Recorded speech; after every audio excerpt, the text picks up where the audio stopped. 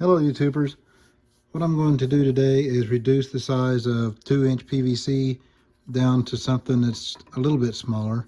And I got a few ideas how to do it, so stick around and let's see how it goes.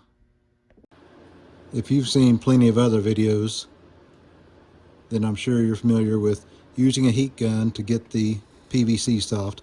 Takes several minutes, keep the gun moving, and don't burn any black spots or turn any spots brown. Just keep the gun moving and it'll soften up.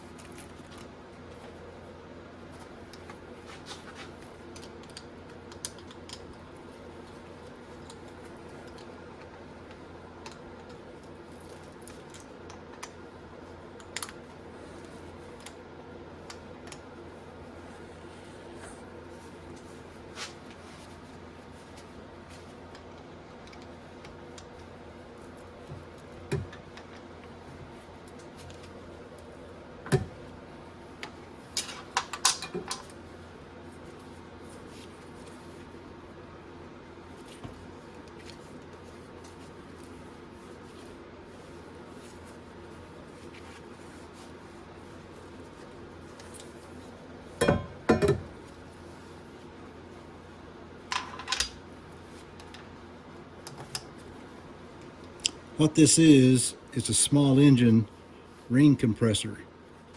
And it occurred to me after I'd used a hose clamp to do basically the same thing with another piece, which I left laying over there. But the hose clamp didn't do a very good job. And I thought, well, a ring compressor would work great. So there you go, folks. You want to reduce it to size and make a nice fit, then get it warm. Buy you a ring compressor off Amazon. Didn't cost a whole lot. And once it's warm, shrink it to size. Okay, this is the brand. It's a Leslie ring compressor, part number 18500, and it works for 1.5 to 3 inches. You can do the same thing as I've done here with, is that in focus? With a hose clamp and PVC pipe. But as you can see, didn't like that too much. I mean, it works, but it gives you a really rough looking finish. But it'll do the same thing. Oh, also, if this is the what was it called? Can't think what it's called, darn it. Sailor Core. That's what it's called. This is the Sailor Core PVC. And if you get it too hot, it bubbles and makes a real mess. So I got this too hot. But it does work as far as using a hose clamp. And if you do use the little small engine ring compressor, it's probably best to leave it on there until she cools down, because you have to get it pretty warm in order for it to conform.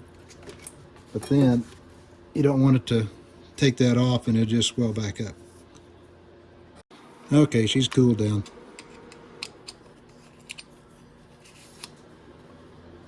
Ta-da!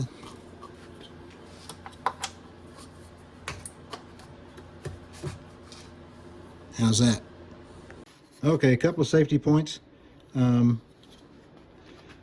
This ring compressor is made out of spring steel, this part is, and there is a wicked sharp corner right here, and on the inside flap there's another one right there, and on this they actually rounded one corner off, so a little touch to the grinder will keep you from laying your finger open to the bone on that corner and that corner. Also, one more thing I've tried and it's worked really well is the tip of this heat gun is just bare steel, and it gets really hot, so anytime you lay it down somewhere back on the cord or whatever, it melts everything.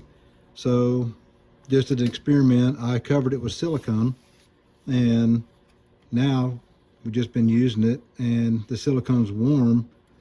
That'll burn you, but the metal's now covered up. So that's one thing I did that really helped as far as not having to worry about when you lay the gun down burning something it shouldn't.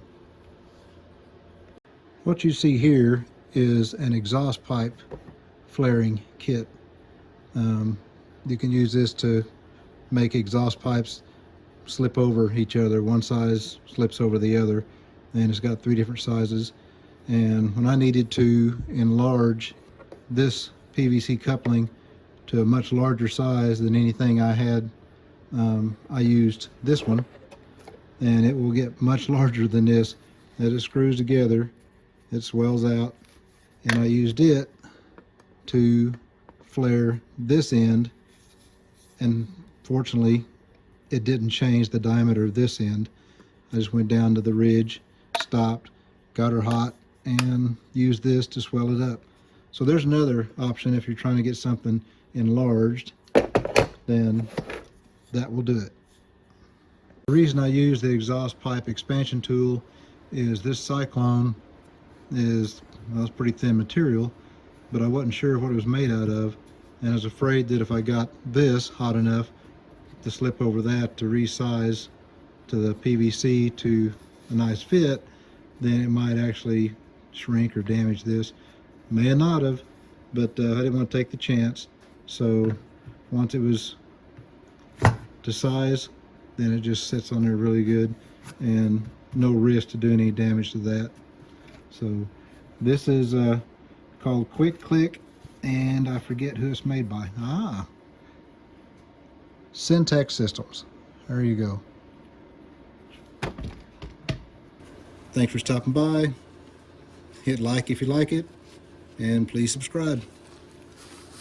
Take care.